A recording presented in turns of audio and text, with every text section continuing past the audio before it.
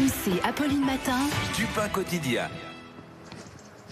RMC, il est 7h23, du pain quotidien. Je suis à Nice, vous êtes à Paris, Caroline Philippe. C'est l'heure de cette chronique consommation. On file dans les rayons du supermarché où vous pouvez désormais acheter en vrac des pâtes, y compris des pâtes Panzani ou même des bonbons Harlequin. Et même du riz Uncle Ben's, des cacahuètes Ben Nuts ou encore des pastilles Vichy. Ce sont les plus grandes marques agroalimentaires de notre quotidien qui se lancent dans le vrac et elles s'engagent à ce que les prix pratiqués soient en moyenne 5% moins chers que la version avec emballage.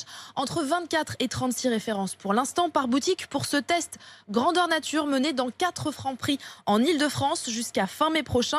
Mais l'enseigne n'a qu'une envie, généraliser le concept. Avec cette expérimentation, c'est la première fois qu'on retrouve autant de marques en vrac. Dans le passé, des tests avaient été menés avec un seul produit à chaque fois. La marque de produits pour bébé Mustela, par exemple, ou bien le célèbre Babybel qui a fait tomber le filet et le cellophane pour un test en grande surface l'an dernier. Il ne restait que le fromage et la cire rouge, la fameuse cire rouge à disposition des consommateurs dans les frigos en libre-service. Le Babybel en vrac, on n'est pas loin d'une révolution. Bien, oui. Alors bien sûr, Caroline, la part du vrac dans le marché de l'agroalimentaire reste marginale, mais la demande progresse. Oui, aujourd'hui, près de 4 Français sur 10 déclarent acheter en vrac. Selon les chiffres de Nielsen pour l'association Réseau Vrac, le marché est en pleine croissance depuis 5 ans.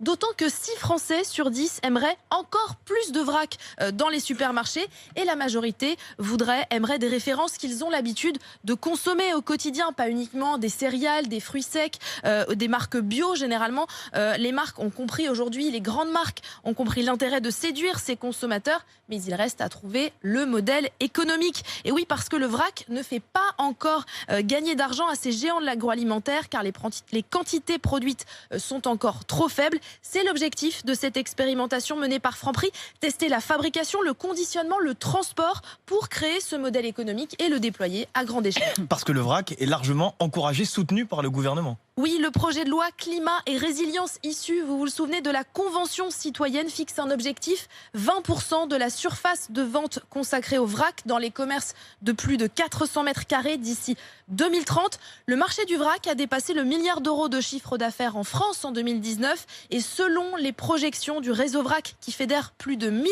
acteurs de la filière, il devrait atteindre 3,2 milliards d'euros l'année prochaine.